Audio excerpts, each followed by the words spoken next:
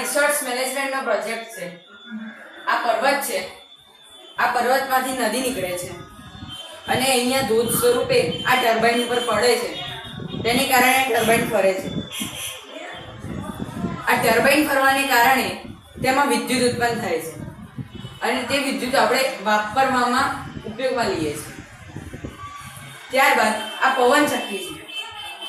આ પવન ચક્કી ને પવન મળવાને કારણે તે ફરે છે ને તેને કારણે પણ વિદ્યુત ઉત્પન્ન થાય છે.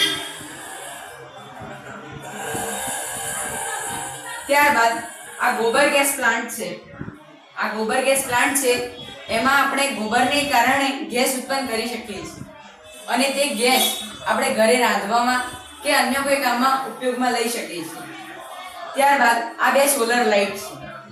સૂર્યપ્રકાશ પડવાને કારણે આ સોલર પેનલમાં એ બેટરી જમા થાય છે અને તેને કારણે આપણે આ સોલર પેનલનો રાત્રે ઉપયોગ કરી શકીએ છીએ.